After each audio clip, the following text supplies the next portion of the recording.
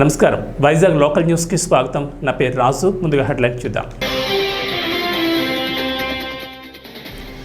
మొత్తంగా 81.86% పోలింగ్ గత ఎన్నికలతో పోలిస్తే 2.09% పోలింగ్ పెరిగిందన్న ఏపీ సీఈఓ ముఖేష్ కుమార్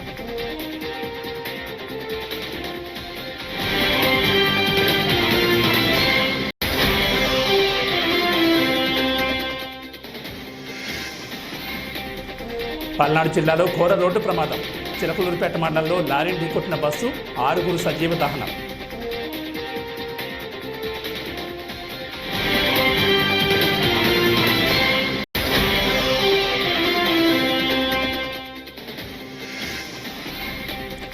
తాడిపత్రిలో వైసీపీ చేసిన మారణ హోమానికి తగిన మూల్యం చెల్లించుకుంటారు దేవినేని ఉమా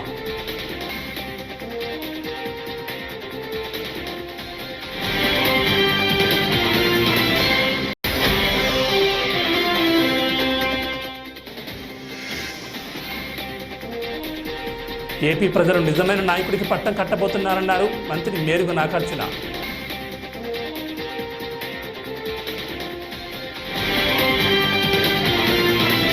ఇక డీటెయిల్స్ చూస్తే ఏపీ వ్యాప్తంగా పోలింగ్ భారీ స్థాయిలో నమోదైందని అర్ధరాత్రి దాటిన తర్వాత కూడా పలు చోట్ల 2 గంటల వరకు పోలింగ్ కొనసాగినట్లు రాష్ట్ర ఎన్నికల ప్రధానాధికారి ముఖేష్ కుమార్ మీనా తెలిపారు. ఈ నేపథ్యంలో సీఈఓ బుధవారం ప్రెస్ మీట్ నిర్వహించి పోలింగ్ వివరాలను వెల్లడించారు. 3500 కేంద్రాల్లో సాయంత్రం 6 గంటల దాటా కూడా పోలింగ్ కొనసాగిందని చెప్పారు. ఆఖరి పోలింగ్ కేంద్రంలో రాత్రి 2 గంటలకు పోలింగ్ ముగిసినట్లు తెలిపారు. మొత్తంగా 81.86 పోలింగ్ నమోదైనట్లు స్పష్టం చేశారు. ఇందులో ఈవీఎంల ద్వారా 80.66%, పోస్టల్ బ్యాలెట్తో 1.2% నమోదైనట్లు తెలిపారు. గత ఎన్నికలతో పోలిస్తే 2.09% పోలింగ్ పెరిగిందన్నారు. పోలింగ్ స్టార్ట్ అయిన తర్వాత అది కంప్లీట్ చేయడానికి కొద్దిగా టైం పడింది. మామూలుగా 6 o'clockకి పూర్తి అయిపోవాలి.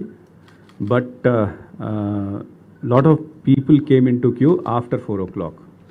మార్నింగ్ చాలా ఎక్కువ రష్ ఉండేది, తర్వాత మధ్యాహ్నం కొద్దిగా తగ్గింది, బట్ దెన్ అగైన్ ఈవినింగ్ టైంలో పెరిగింది. So and then second thing is that మనకు 5600 polling station were about 1200 oats.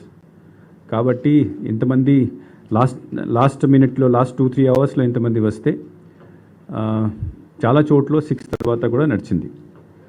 As I said ఆ రోజు కూడా నేను స్టేట్మెంట్ ఇచ్చాను. 3500 పోలింగ్ స్టేషన్స్లో 6 PM తర్వాత కూడా పోలింగ్ జరిగింది. And then last polling station మనకు సుమారుగా 2 AM నెక్స్ట్ డే 2 AM వరకు పోలింగ్ క్లోజ్ అయింది. ఆ క్లోజ్ అయిన తర్వాత నెక్స్ట్ మళ్ళీ డిస్ట్రిబ్యూషన్ సెంటర్కి రావడం, డిస్ట్రిబ్యూషన్ సెంటర్ నుంచి స్ట్రాంగ్ రూమ్కి వెళ్ళడానికి కొద్దిగా టైం పడింది. Because of several reasons. ఒకటి కొన్ని చోట్ల చాలా లేట్ వరకు పోలింగ్ జరిగింది. కొన్ని చోట్ల వెదర్ సడన్గా మారిపోయింది. బికాజ్ ఐ రిమెంబర్ ఉదయగిరి అప్పుడు డిస్ట్రిబ్యూషన్ సెంటర్ పూర్తిగా వర్షం వలన పడిపోయింది. ఇంకా కోనసీమలో కూడా చాలా వర్షం వచ్చింది ఆ రోజు. మళ్ళీ శ్రీకాకుళం. ఆంధ్రప్రదేశ్లోని పల్నాడు జిల్లాలో జరిగిన ఘోర రోడ్డు ప్రమాదంలో 6 మృత్యువత్పడ్డారు. మరికొందరికి గాయాలయ్యాయి. బాపట్ల జిల్లాలోని చిన్నగంజాం నుంచి హైదరాబాద్ వెళ్తున్న బస్సు పల్నాడు జిల్లాలోని చిలకలూరుపేట మండలంలో అదుపు తప్పి లారీని బలంగా ఢీకొట్టింది. దీంతో వాహనాలు 2 నుజ్జునుజ్జాయి. ఆ వెంటనే మంటలు అంటుకోవడంతో 6 మంటలకు ఆహుతయ్యారు. ప్రమాద సమయంలో బస్సులో 42 మంది ఉన్నారు. మృతుల్లో లారీ డ్రైవర్, మరో 4 అక్కడికక్కడే మృతి చెందారు. మొత్తంగా 6 మృతి చెందినట్లు పోలీసులు తెలిపారు. మృతులను అంజీ, ఉప్పుగుండూరు కాశీ, ఉప్పుగుండూరు లక్ష్మి, ముప్పరాజు, ఖ్యాతి సాయిశ్రీగా గుర్తించారు. వీళ్ళందరూ బాపట్ల జిల్లాకు చెందిన వారే. మరో 2 గుర్తించాల్సి ఉందని పోలీసులు తెలిపారు. గాయపడిన వారికి చిలకలూరుపేట ప్రభుత్వ ఆసుపత్రిలో ప్రథమ చికిత్స అనంతరం మరింత మెరుగైన చికిత్స కోసం గుంటూరుకు తరలించారు. కేసు నమోదు చేసుకున్న పోలీసులు దర్యాప్తు చేస్తున్నారు.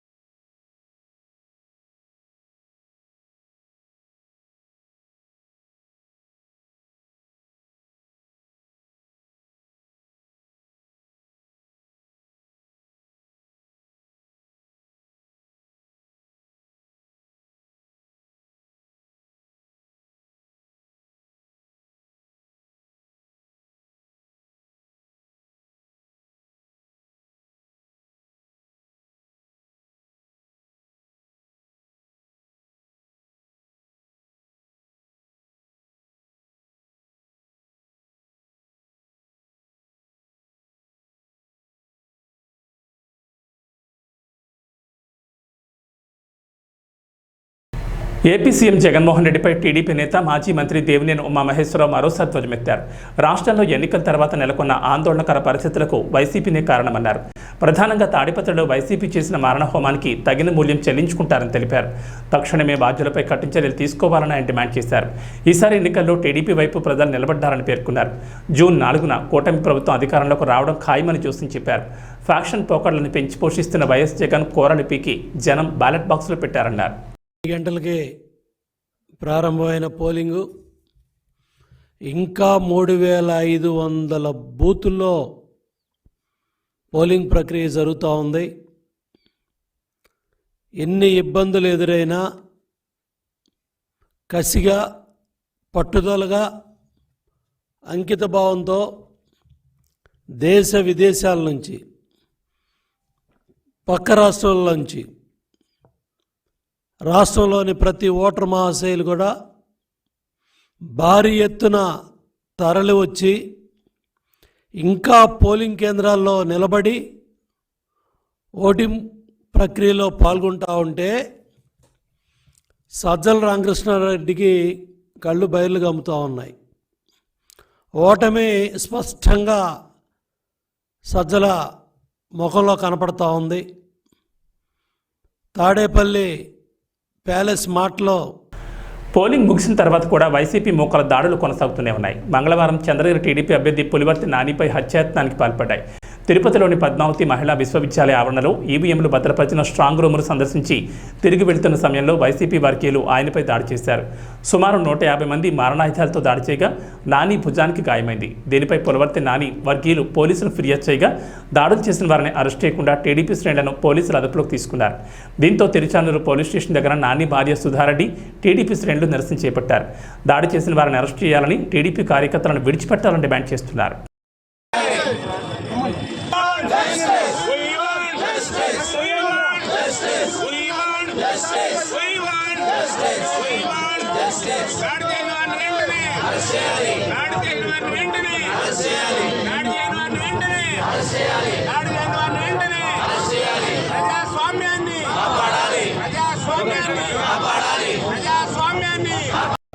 ప్రయత్నించి ఒక్క సెకండ్ లో ధరణి గన్మ్యానే లేకపోతే ఈరోజు మాకు నాని గారే లేదు. ఒక్క సెకండ్ లో ఆయన తప్పించుకోగలిగారు. అవన్నీ ధరణికి అయ్యాయి. నాని గారిని భద్రంగా ఇంకొక బళ్ళో చేతులతో ఎత్తి పడేసి బిడ్డను కాపాడినట్టు కాపాడుకున్నారు వాళ్ళు.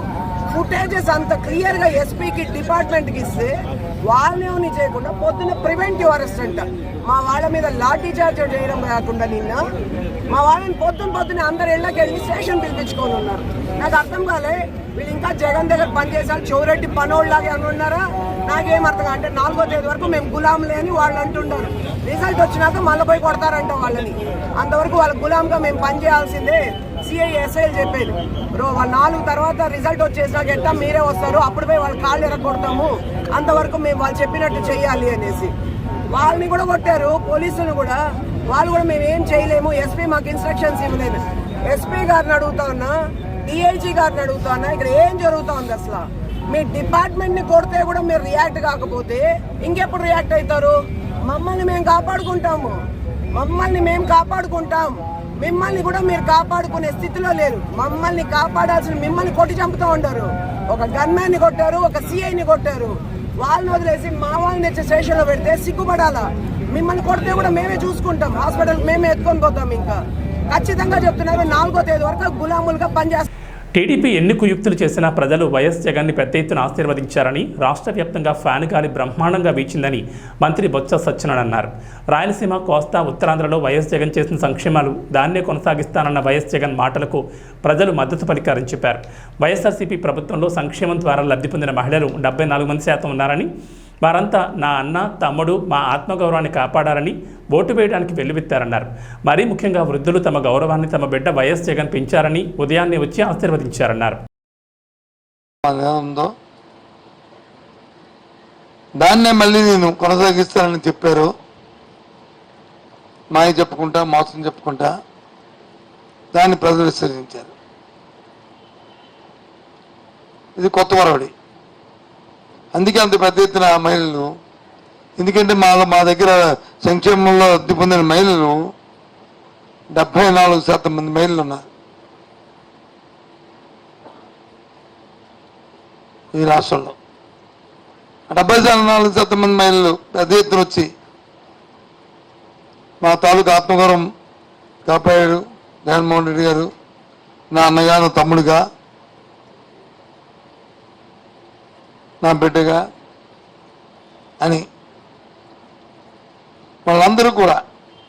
అందుకే మీరు ఎక్కడ చూసినా బాలులు తిరిగి మహిళలు వచ్చి ఉన్నారు. దాంతోపాటు వృద్ధులు, మాకు ఇంట్లో గౌరవం పెరిగింది, ఊర్లో గౌరవం పెరిగింది, మమ్మల్ని వచ్చి చేతిచ్చి ఆదు. చంద్రగిరి అభ్యర్థి పులివర్తి నానిపై దాడిని చిత్తూరు జిల్లా తెలుగుదేశం నాయకులు తీవ్రంగా ఖండించారు. తిరుపతి స్విమ్స్లో చికిత్స పొందుతున్న నానిని వారు పరామర్శించారు. ఎన్నికల్లో ఓటమి భయంతోనే వైకాపా నాయకులు రాష్ట్ర వ్యాప్తంగా రాజకీయ హింసకు పాల్పడుతున్నారని పలమనేరు కూటమి అభ్యర్థి అమర్నాథ్ రెడ్డి ఆగ్రహం వ్యక్తం చేశారు. పోలీసులు, అధికార యంత్రాంగం వైకాపా మోకలను నియంత్రించకపోతే తెలుగుదేశం నాయకులు ప్రతిఘటనను ఎదుర్కోవాల్సి ఉంటుందని హెచ్చరించారు. ఆ నాయకులకు ఈ ఎన్నికల్లో ఓడిపోతామనేటువంటి భయం క్లియర్ కట్గా నిన్న జరిగినటువంటి సంఘటనను ఒకసారి చూస్తే మనకు అర్థమవుతుంది. మన ప్రాంతంలో ఎప్పుడు కూడా ఇటువంటి రాజకీయాలు లేవు. అందున ఇక్కడ ముఖ్యంగా చంద్రగిరి కానీ తిరుపతిలో కానీ ప్రశాంతంగా ఉండేటువంటి ప్రాంతం. ఇక్కడ ఒక ఫ్రాక్షన్ రాజకీయాల్లాగా తీసుకొచ్చేటువంటి పరిస్థితి ఈరోజు వైఎస్ఆర్ ప్రభుత్వంలో నడుస్తూ ఉంది. పోలీస్ యంత్రాంగాన్ని కూడా మేము కోరుకుంటున్నాం, ఖచ్చితంగా పోలీసు కూడా సక్రమంగా సరైనటువంటి సమయంలో స్పందించడం లేదు. నిన్న జరిగినటువంటి దాడి సందర్భంగా నాని ఇప్పుడే లోపల మాట్లాడాడు. జరిగిన విషయాలన్నీ కూడా చెప్పడం కూడా జరిగింది. పోలీసుకు ఇన్ఫామ్ చేసినా కూడా సక్రమంగా సరైన టైంలో వాళ్ళు అలర్ట్ కాలేదు, రాలేదు అనే క్లియర్ కట్గా ఆయన చెప్పడం జరుగుతూ ఉంది. గత ప్రభుత్వంలోనే అక్కడ ఉన్నటువంటి డిఎస్పీనో సిఐనో వేశారు. వాళ్ళు పూర్తిగా ఎన్నికలు నిష్పక్షపాతంగా జరపడంలో కానీ, అదేవిధంగా అక్కడ ఏనాటి అల్లర్లు కూడా జరగకుండా శాంతియుతంగా ఎన్నికల ప్రక్రియ అయిపోయిన తర్వాత ఈ రకమైనటువంటి పందా జరగడం అనేది నిజంగా రాష్ట్ర ప్రజలందరూ కూడా గమనిస్తూ ఉన్నారు. ఇక్కడే కాదు, నిన్న అన్ని నియోజకవర్గాల్లోనూ ఇదే రకమైనటువంటి పందా. ఏపీ ప్రజలు నిజమైన నాయకుడికి పట్టం కట్టబోతున్నారని అన్నారు మంత్రి మేరుగు నాగార్జున. జూన్ 4వ తేదీన వైఎస్ఆర్సీపీ కొత్త చరిత్ర సృష్టించబోతోందని చెప్పుకొచ్చారు. రాష్ట్రంలో రామరాజ్యం రాబోతోందని వ్యాఖ్యలు చేశారు. కాగా మంత్రి మేరుగు నాగార్జున బుధవారం మీడియాతో మాట్లాడుతూ వైఎస్ఆర్సీపీ మరోసారి అధికారంలోకి వస్తుంది. ఇది పేదలకు, పెత్తందారులకు మధ్య జరిగిన యుద్ధం. ప్రజలు నిజమైన నాయకుడికి పట్టం కట్టబోతున్నారు. జూన్ 4వ తేదీన వైఎస్ఆర్సీపీ సునామీ రాబోతోంది. పేదలు వైఎస్ఆర్సీపీకి ఓటు వేస్తారని దాడులు చేశారు. టీడీపీ అధినేత చంద్రబాబు ప్రెస్ స్టేషన్లోకి వెళ్లాడు. పల్నాడు జిల్లాలో వైఎస్ఆర్సీపీ నేతలపై దాడులు చేస్తున్నారు. సమస్యాత్మక ప్రాంతాల్లో సెక్యూరిటీ పెంచాలని కోరిన ఎన్నికల కమిషన్ పట్టించుకోలేదు. కేంద్రంతో కుమ్మక్కై చంద్రబాబు ఎన్నికల్లో అక్రమాలకు పాల్పడ్డారు. పోలీసులు టీడీపీకి కొమ్ము కాస్తారన్నారు. నా ఎస్టీ, నా బీసీ, నా మైనారిటీ, నా మహిళలని చెప్పి పరిపాలన చేసినటువంటి గొప్ప పరిపాలనకు అర్థం పట్టే విధంగా ఓటర్లు తీర్పునిచ్చిన తీరు చాలా గొప్పగా ఉంది. జగన్మోహన్ రెడ్డి గారు ఎప్పుడు ఒకటే చెప్పారు, పేదలకి పెత్తందారులకి మధ్య పోటీ అని. అదే ఈరోజు ఆంధ్ర రాష్ట్రంలో జరిగింది.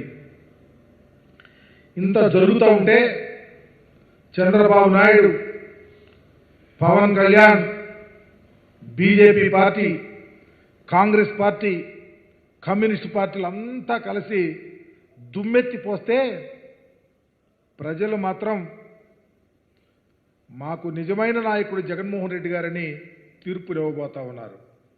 వారికి పూర్తిగా మేము ధన్యవాదాలు తెలియపరుస్తూ ఉన్నాం. నిజంగా జూన్ 4వ తారీఖున దేశ చరిత్రలో ఆంధ్రప్రదేశ్లో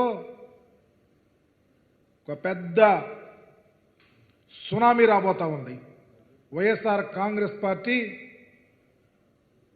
గొప్ప విజయాన్ని నమోదు చేసుకోవటానికి ఆస్కారం కలుగుతూ ఉంది. వీటిని గమనించి చంద్రబాబు నాయుడు అనే ఒక పెద్ద ప్రెస్టేషన్కి వెళ్ళిపోయి చేయిస్తానికి, అఘాయిత్యాలు చేయిస్తానికి, అమానుషాలు చేయిస్తానికి, రాష్ట్రాన్ని రావణకాష్టం చేయిస్తానికి ప్రిపేర్ అయి ఈరోజు అనేక ప్రాంతాల్లో దాడులు, అఘాయిత్యాలు చేయిస్తూ ఉన్నాడు. మీరు పర్టికులర్గా చూస్తే పర్టికులర్గా పేదల మీద వైఎస్ఆర్ కాంగ్రెస్ పార్టీకి ఓటేశారు, వైఎస్ఆర్ కాంగ్రెస్ పార్టీకి అండగా ఉండాలని ఎస్సీ ఎస్టీ బీసీ మైనారిటీల మీద దాడులు చేస్తున్నటువంటి తీరు ప్రజలంతా గమనిస్తూనే ఉన్నారు. ఉదాహరణకి పల్నాడు జిల్లాలో కొణిజేల్లో కానీ బీసీ మహిళ ఓటేసిందని ఇంటి మీద దాడి చేసి అఘాయిత్యానికి పాల్గొన్నటువంటి పరిస్థితి. అట్లాగే మాచర్లలో బేడ బుడగ జంగాలు ఓటేశారని చెప్పి వారి మీద దాడి చేసిన పరిస్థితి. చిలకలూరుపేటలో అయితే ఎస్సీ అతను ఏజెంట్గా ఉన్నాడని ఇంటి మీద దాడి చేయించినటువంటి తీరు కానీ, అట్లాగే సత్తిపల్లి ముప్పాడలో దళితులు పేదవారి మీద దాడులు రాళ్ల దాడి చేయించిన తీరు. ఇది పెదకొరపాడైతే ఖమ్మంపాడులో ఎస్సీ ఎస్టీల ఇళ్ల మీద దాడులు. రాష్ట్ర వ్యాప్తంగా చంద్రబాబు ఒక ప్రత్యేకమైన కుట్రతో అతను ఆలోచన సరలే ఈ పేదవాళ్ళని బ్రతకనీయకూడదని. ఎప్పుడు ఈ పేదవారు జగన్మోహన్ రెడ్డి గారి వెంట నడిచారో, జగన్మోహన్ రెడ్డి గారికి కొమ్ము కాశారో అతనికి ఎక్కడ లేని ఉక్రోషం వచ్చి ఈరోజు దాడులు చేయిస్తూ ఉన్నాడు. అందుకనే ఈరోజు చూస్తూ ఉన్నాం, మేము కూడా చాలా ప్రాంతాల్లో సమస్యాత్మకమైనటువంటి బూతులు ఉన్నాయి, అక్కడ పోలీసు బలగాలను పెట్టమని చెప్పి కూడా రికమెండేషన్స్ ఇచ్చాం. ఇస్తే ఎంత దారుణం అంటే అక్కడ పెట్టకుండా మాకు ఎడ్జున్నటువంటి మాకు బాగున్నటువంటి ప్రాంతాల్లో మిలిటరీ దళాలని పోలీసుల్ని పెట్టి ఎన్నికలు నడిపినటువంటి సెక్యూరిటీ బాండ్ల వేలం ద్వారా ఆర్బీఐ నుంచి 4,000 కోట్లు రాష్ట్ర ప్రభుత్వం అప్పు తీసుకొచ్చిందని, ఆ డబ్బును జగన్ రెడ్డి తన బినామీ కాంట్రాక్టర్లకు దోచిపెట్టేందుకు కుట్ర పన్నుతున్నారని తెలుగుదేశం పార్టీ జాతీయ ప్రధాన కార్యదర్శి వర్ల రామయ్య మండిపడ్డారు. ఇంతటి రాజకీయ ఆర్థిక కుట్రలో భాగ్యులైన సీఎస్ జవహర్ ఫైనాన్స్ సెక్రటరీ సత్యనారాయణలపై తక్షణమే చర్యలు తీసుకోవాలని ఎన్నికల ప్రధానాధికారి ముఖేష్ కుమార్ మీనాకు వర్ల రామయ్య ఫిర్యాదు చేశారు. అనంతరం నిర్వహించిన విలేకరుల సమావేశంలో వర్ల రామయ్య మాట్లాడుతూ ఏపీఎండీసీ ద్వారా వచ్చిన 7,000 కోట్లు, ఇప్పుడు కొత్తగా తీసుకున్న 4,000 కోట్లను జగన్ తన సొంత బినామీ కాంట్రాక్టర్లకు దోచిపెట్టారని దుర్మార్గపు ఆలోచన ఇదన్నారు. సీఎస్ జవహర్ ఫైనాన్స్ సెక్రటరీ సత్యనారాయణలు ఇద్దరు కుమ్మక్కై రాజకీయ ఆర్థిక కుట్రకు పాల్పడుతున్నారన్నారు. అనుకున్నాడు, తన దుకాణం బంద్ అయింది అనుకున్నాడు, తన ఖేల్ ఖతం అనుకున్నాడు. అతను ప్లాన్ బి ప్రవేశపెట్టాడు. ప్లాన్ బి అంటే అరాచకం. ఇదంతా ముందుగా వాళ్ళు ప్లాన్ చేసుకున్న కుట్రలో భాగం. అది ప్లాన్ బి. అరాచకం మొదలుపెట్టారు. పోలింగ్ బూతులు క్యాప్చర్ చేయాలని మొదలుపెట్టారు. పోలింగ్ బూత్లో ఎక్కువ మంది తెలుగుదేశం పార్టీకి సానుభూతి పరులు ఓటర్స్ కనపడితే అక్కడ విధ్వంసం సృష్టించడానికి ప్రయత్నం చేశారు. ఈ రకంగా అలజడి సృష్టించి వాళ్ళ ఓట్ల వరకు వాళ్ళు వేయించుకొని మిగతా ఓట్లు పోలింగ్ బూత్లోకి రాకుండా, ఓట్లు వేయకుండా చూడాలని ప్లాన్ బిని ప్రవేశపెట్టారు. కానీ ఓటర్లందరూ కూడా అకుంఠితమైన దీక్షతోటి, అచంచలమైన విశ్వాసంతో ఈ నరరూప రాక్షసుడు వెళ్ళిపోవాలి, చంద్రబాబు గారు రావాలి, ఆ ఎన్డీఏ కూటమి రావాలి, అప్పుడే ప్రజాస్వామ్యం రాష్ట్రంలో పరిఢవిల్లుతుంది, అప్పుడే రాజ్యాంగపరమైన పరిపాలన వస్తుంది, అప్పుడే ప్రజా పరిపాలన వస్తుందన్న నమ్మకంతో వాళ్ళు చూపించిన ఆశలకి ఆశపడలేదు. వాళ్ళు ప్రలోభపెట్టారు, ప్రలోభపడలేదు. వాళ్ళు భయపెట్టారు, భయపడలేదు. కర్రలతో కొట్టారు, భరించారు. రక్తం ధారలుగా కారుతున్నా కూడా భరించారు. ఓర్పుగా వెళ్ళి ఓటు వేశారు. కళ్యాణదుర్గం మండలం కొత్తూరు గ్రామంలో ఎన్నికల్లో తెలుగుదేశం పార్టీకి ఓటు వేశారని మహిళలపై మంగళవారం వైసీపీ నాయకులు దాడులు నిర్వహించారు. దాడిలో తీవ్రంగా గాయపడిన బోయ అనసూయమ్మ మెరుగైన వైద్యం కోసం అనంతపురం ఆసుపత్రికి తరలించారు. మరో ముగ్గురు నరసింహులు, జ్యోతి, లలితమ్మలకు గాయాలయ్యాయి. వారు కళ్యాణదుర్గం ఆసుపత్రిలో చికిత్స పొందుతున్నారు. గాయపడిన వారిని ఎమ్మెల్యే అభ్యర్థి అమెల్యేని సురేంద్రబాబు పరామర్శించారు. వాడు పాలు తీసుకోపోయేసరి ఇట్లా కన్ను ఎగరేసుకొని పోయినాడు సార్. నిన్న నేను మాట్లాడినాను కదా, ఎవరు ఏం మాట్లాడేది, ఏం పిక్కుంటారు అన్నాడు సార్ వాడు. అని దానికి మేము పారిపోయినాం సార్. ఆడవాళ్ళంతా ఇట్లా అంటాడు, రాని పోదామని మా ఎక్కువ చెల్లెని పిలుచుకొని పోయినాం సార్. మేము అతనికి పోయిన పట్ల వాడు పారిపోయినాడు సార్. పారిపోయి అతను పోయి రాండి, ఇప్పుడు ఏం చేసుకుంటారు, ఏం పిక్కుంటారు అన్నాడు సార్ వాడు. అని దానికి మేమంతా పోయినాక వాళ్ళు మగోళ్ళ కూర్చోన్నారు సార్. వాళ్ళంతా మగోళ్ళే, మేము ఆడోళ్ళు సార్. మేమందరూ పోయినా కానీ వాళ్ళు ఏం మడేసి ఉంటున్నారు సార్. వాళ్ళు ఆడవాళ్ళు అనేది లేకుండా మా ఎక్కిన అనసూయమ్మని కింద పడేసి తొక్కున్నారు సార్ వాళ్ళు. అది అంత అరిచినా కానీ వీళ్ళే సార్. వాళ్ళు అంత ఇదిగా చేసినారు. వాళ్ళు బూతులన్నీ తిట్టినారు, చాలా చేసినారు సార్. వాళ్ళు చిట్టమ్మ అనేమ్మ ఊరికే తొక్కుతా సార్ అనిశ్యామని మనమ్మ వంశీగాడు హనుమంతరాయ్ గాడు నరసింహప్ప పాతలింగప్ప సార్ చాలా ఇచ్చేసినారు సార్ మమ్మల్ని చాలా పూతులు తిట్టినారు సార్ మమ్మల్ని చెప్తే కదా సార్ నాకు అప్పు తిట్టినారు వాళ్ళు అందుకు తప్పు పెడుతున్నారు సార్ వాళ్ళు నన్ను మమ్మల్ని అందరూ ఆడాలని కానీ లేదు సార్ వాళ్ళకి మమ్మల్ని మా మీద ఏమీ లేదు సార్ వాళ్ళకి వాళ్ళు మగవాళ్ళైనా ఏమో కానీ నాకు తెలుసు సార్ వాళ్ళు చాలా రౌడీ అని చదివారు సార్ వాళ్ళ ఊర్లోనా ఈడొచ్చి ఒకళ్ళు ఏమో కొట్టినారని మా అనిసి మా అక్కని హాస్పిటల్లోకి వేసుకొచ్చింది కూర్చున్నాం సార్ ఏమో మా అక్కని వేసుకొచ్చిన అనుకుంటా వచ్చిన వాళ్ళే వచ్చి కొట్టించినారు సార్ ఈడుగా నేను 50 మంది సార్ 6 మంది. ఏ కొండూరు మండలం రామచంద్రాపురం గ్రామంలో ఎరుకల కాలనీకి చెందిన మైనర్ బాలికపై అత్యాచార యత్నం చేసిన నిందితుడిని వెంటనే అరెస్ట్ చేయాలని మంగళవారం రాత్రి డిమాండ్ చేశారు. ఈ మేరకు బాధితురాలికి వెంటనే న్యాయం జరిగేంత వరకు వర్షం పడుతున్నా కూడా వర్షంలో తడుస్తూ పోలీస్ స్టేషన్ వద్దనే కొలికపూడి బైఠాయించారు. అలానే ఆ మైనర్ బాలిక కుటుంబ సభ్యులను దాడి చేసి తలలు పగలగొట్టిన వారిని వెంటనే అరెస్ట్ చేయాలన్నారు. అంటే 100 మంది ఒకవైపు ఉన్నారు, 10 మంది ఇంకొకటి. ఈ పాప మీద వాళ్ళు ప్రయత్నం చేశాడని వీళ్ళు చెప్పిన తర్వాత ఇప్పుడు వాడు వెళ్ళి కేసు పెట్టిన తర్వాత హాస్పిటల్లో జాయిన్ అయ్యాడు. అందులో నిజమేంటో మీకు తెలుసు. అందులో నిజమేంటో పెట్టి వాడికి రాజమర్యాదలు ఏంటండి? బొక్స్ కట్టినప్పుడు నేను జాయిన్ చేయలేదు సార్, అడ్మిట్ అయ్యాడు. సరే వాడు అడ్మిట్ అయ్యాడు, మీరు తీసారండి సార్.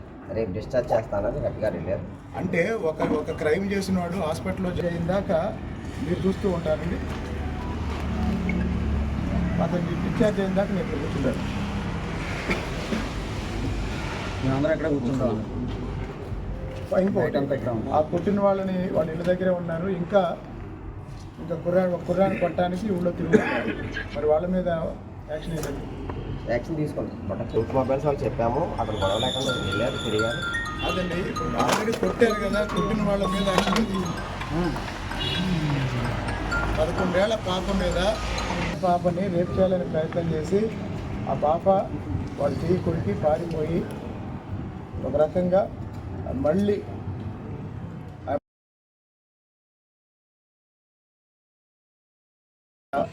బాధితురాలి బంధువుల్ని తలను పగలగొట్టారు. వాళ్ళ మీద కూడా యాక్షన్ లేదు. ఏలూరు జిల్లా కాంగ్రెస్ అధ్యక్షుడు తనను బ్లాక్మెయిల్ చేశాడని ఏలూరు పార్లమెంట్ కాంగ్రెస్ అభ్యర్థి కావూరు లావణ్య ఆరోపించారు. మీడియాతో మాట్లాడుతూ ఒక్కో ఎమ్మెల్యేకు 3 కోట్లు ఇవ్వాలని బ్లాక్మెయిల్ చేశారన్నారు. ఎమ్మెల్యేల కోరికలు తీర్చాలని డీసీసీ వేధించారని వాపోయారు.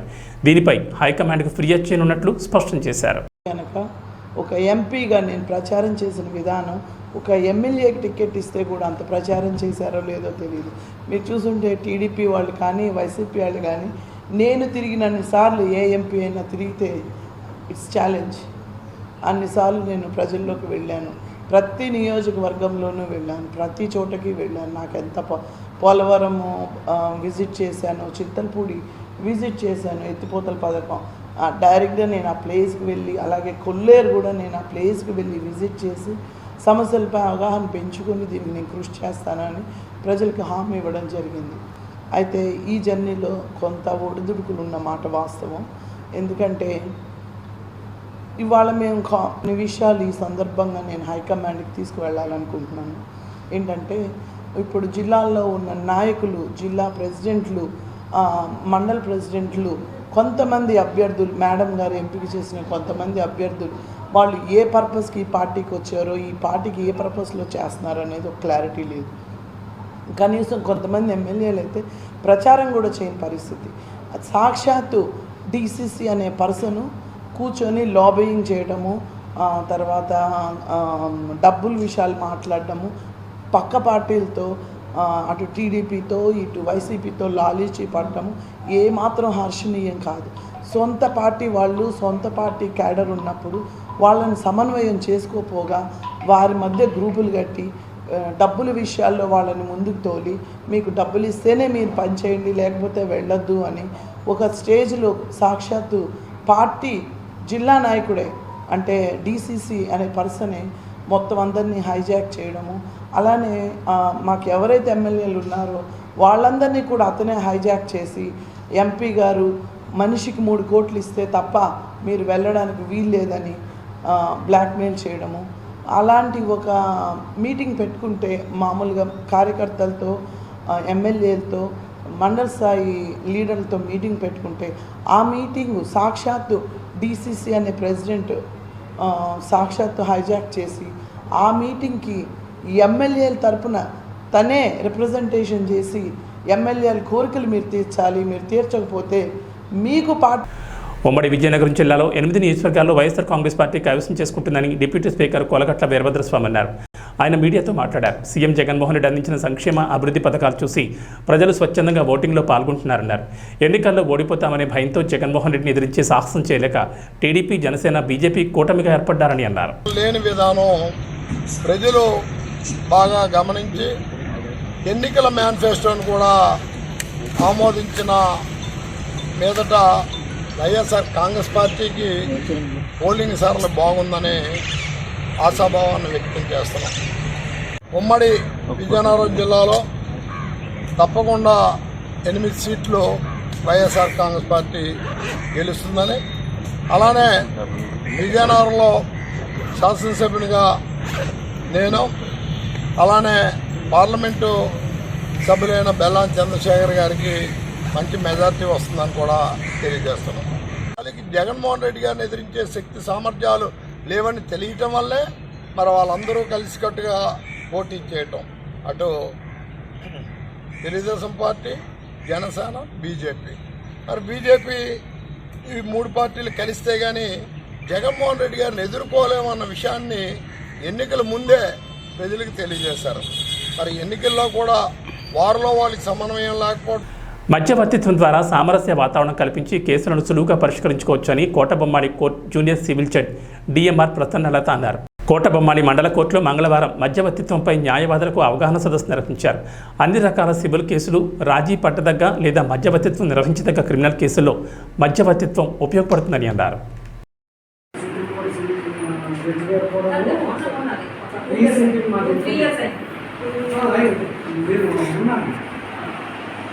ఆన్లైన్లో కూడా నేను చూసాను.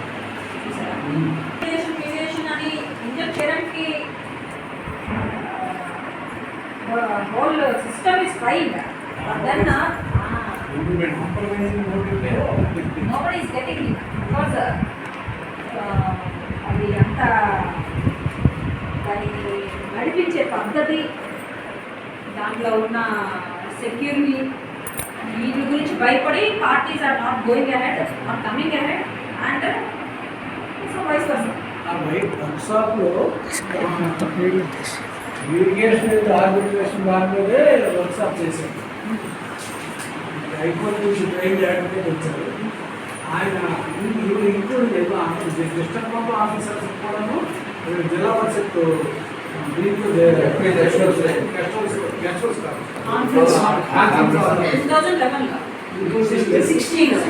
ఇయర్ నాకు గుర్తులేదు. నాకు సర్టిఫికేట్ కూడా ఉంది. అప్పుడు ఆయన మనకి అంటే మొత్తం ప్రపంచం అంతా కూడా మీడియేషన్ నడుస్తుంది. మనకి తప్ప మనకంటే మన కుటుంబాన్ని మనకు ఉన్నాయి కాబట్టి. ఈ వార్తలు ఇంతటితో సమాప్తం. నమస్కారం.